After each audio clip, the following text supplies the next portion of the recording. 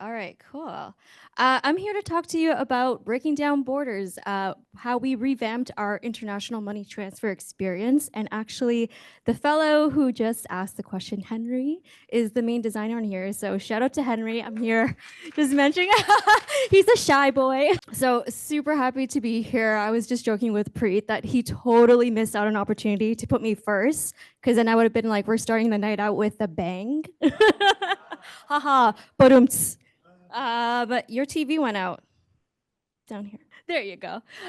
So I think everyone who has done product design kind of, understands this little layout here. We'll go through a quick introduction, problem, discovery, validation, delivery, and then parting thoughts. A quick introduction on me. I actually made this because when Preet sent me the picture, I was like, wow, I really look like an avatar there. I'm the director of product design, and most recently, we've also had content design embedded in here, so I just wanted to make sure that we included that. I lead a wonderful, kind group of designers across payments, rewards, data, and AI, and I think a few of those who have come to support me here today. I wish I had one of those, what is it, the Men in Black, kind of like the memory erasers for all of the open roles, like, you didn't hear any of that. Some current hyperfixations of mine are jigsaw puzzles and camping. And I just put in here my go-to pho order because I feel like you can judge someone pretty well on what their pho store order is. If you're ordering fried rice, I'm definitely judging you if that's your order at a pho store. All right, let's head into the problem. I'm gonna walk around for this. Hopefully your mic works around, right? Around the room? Oh, I gotta stay in here? I can't be with the people in the back? Okay. So bear with me. This is a quick thought exercise. Feel free if you want to close your eyes to taking a little trip. Imagine you're in a food court, a mystery food court, where there's no signs, there's no menus, there's nothing for you to really judge what the food vendors or the food stalls are actually selling, but you know that you're in the mood for noodles. So the only way for you to find out if the food stall has this is if you go up to them and you ask them, hey, do you sell noodles of some kind? And the first one that you go up to says, no, sorry, we don't have noodles. So then you go to the second one perhaps, and they're like, yeah, we have pesto pasta. So that's what you order. And then you wait, and then you wait, and then you wait a little bit more. And then you go up and you're like, excuse me, I ordered pesto pasta. Is it ready? No, it's not ready yet. Do you know when it's gonna be ready? Let me ask the kitchen. Nope, sorry, the kitchen doesn't know. How would that make you as a customer feel? You're probably super disappointed, right? Because you're probably looking forward to this. You might be hangry. You might not have even gone to the second stall and just been like, peace, I'm out of here. I'm gonna go somewhere with some direction or some clarity. Oh, for those of you who are still eyes closed, you can open it unless you're sleeping. And what feedback might the management be collecting about the customer behaviors here? They might be seeing that there's like lots of foot traffic, but how come my revenue is down? And fun fact, in a lot of stores, there are foot traffic counters, like actually at the top. And what they do is they divide that by the sales. So that's how they pressure the sales associates to do push in more and more sales. What if I told you that was our international money transfer experience? Oh, yeah, it was definitely a huge learning for us to be like, wow, there's absolutely no transparency here. People are kind of making blind decisions, and then there was huge drop off. So maybe it wasn't doing so well, right? Not quite. Actually, our metrics told us something totally different. Year over year, our transaction volume, transaction amounts, and our revenue was on the up and up. So why did we even bother trying to solve for this?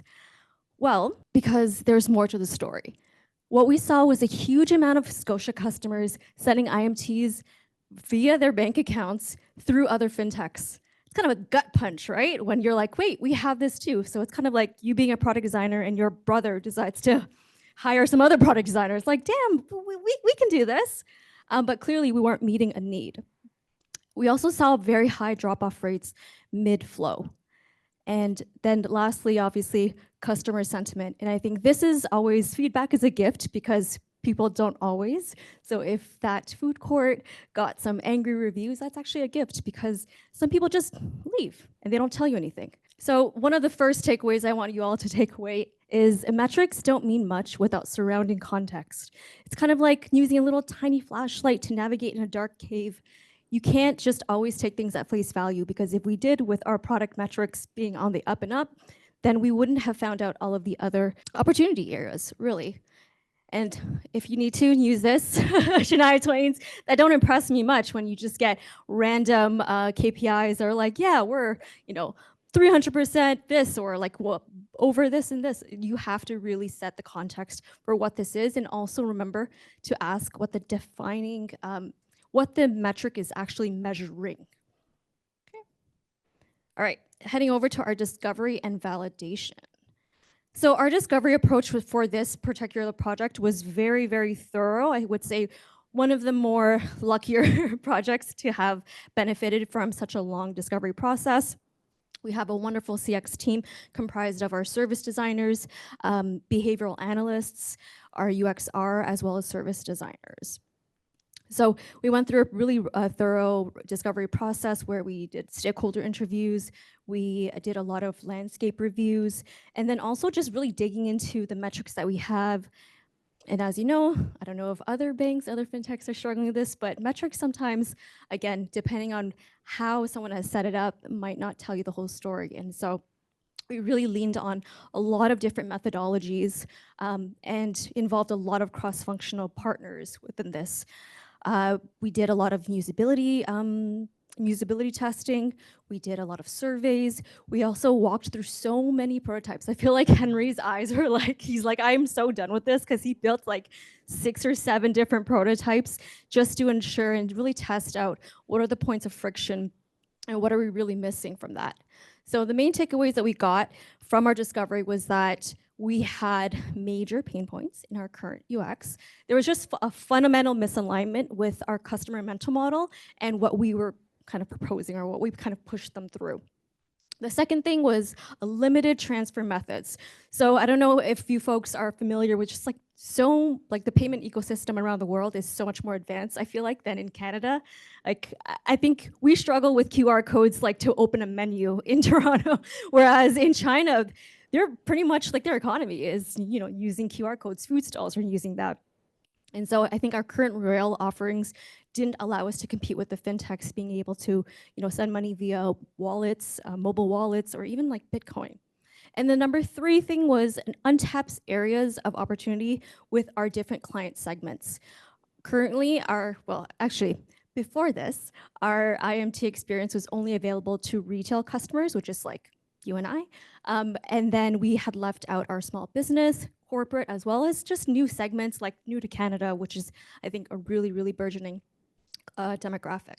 So another takeaway for everyone here is user research tells you why of the problems, right?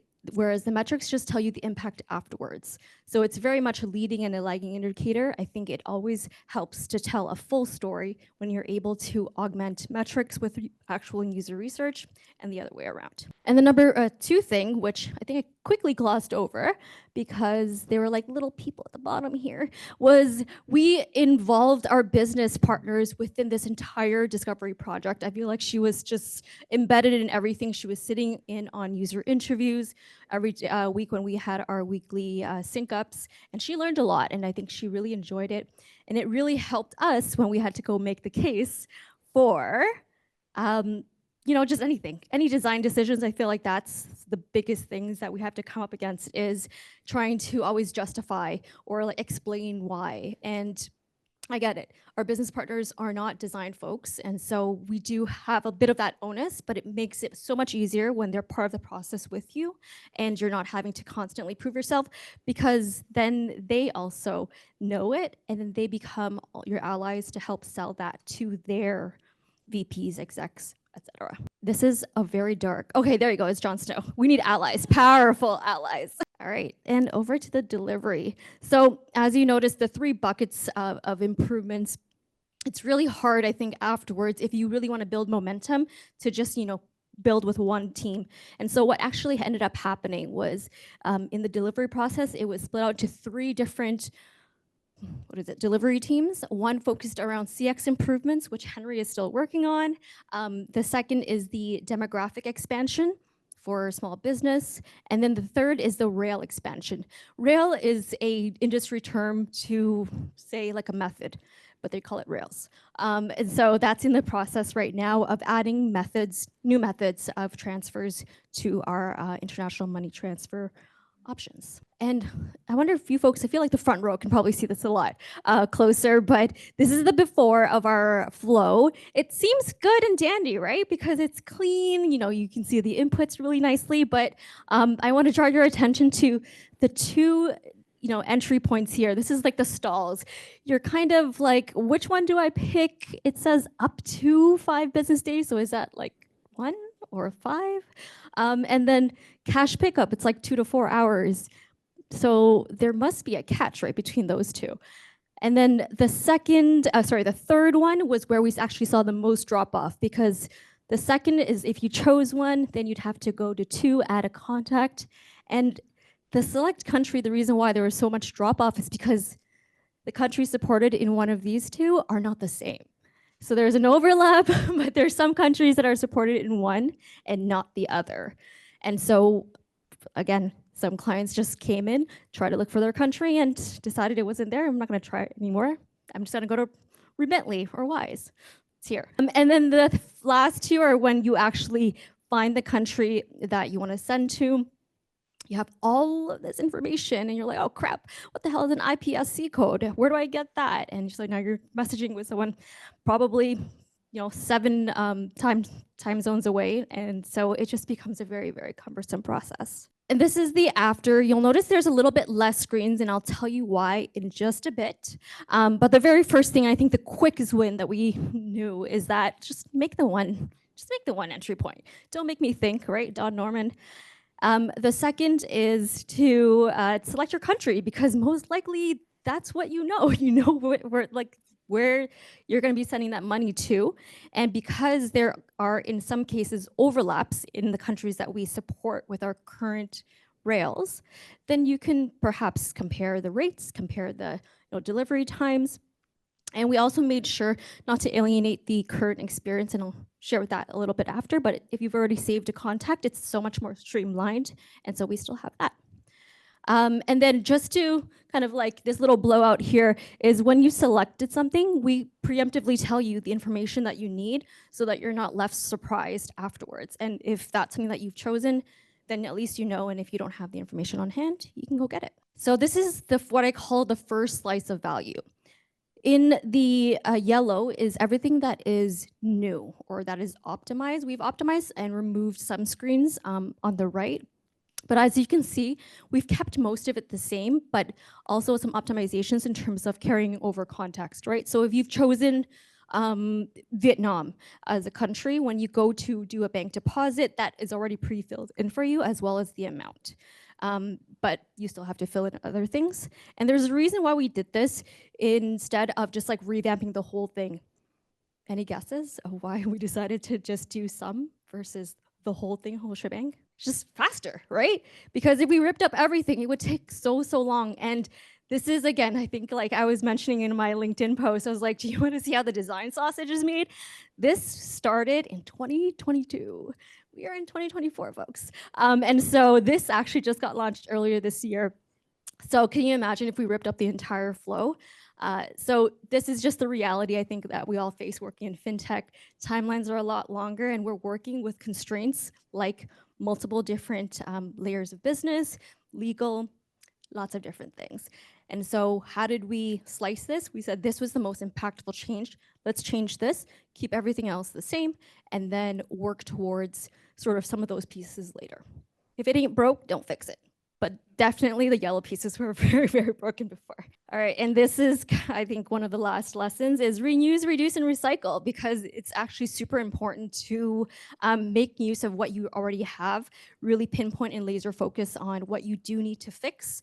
And then the recycling part, the reusing part is to make things as scalable as possible.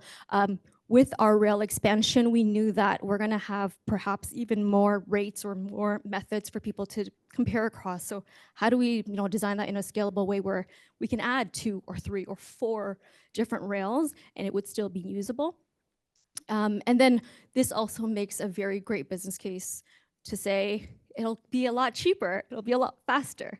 And so I think that's what we're always trying to figure out in our heads is how do we make it faster, a little bit cheaper, but actually still have lots of value, and not be crappier or smarter, not harder.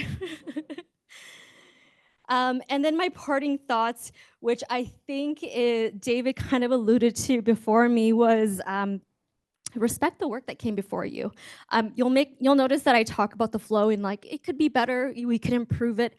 I would never say like, oh, it was crap, it was shit, it was this, it was that, because there are contexts that are predecessors, let's just say, I don't mean to say that they died, but like the folks who came before us, they designed within a certain contract or constraints or environments that we don't know about, right? And so we just have to respect that. We can use that as a springboard and almost like reverse engineer what their decisions were so that we can avoid those.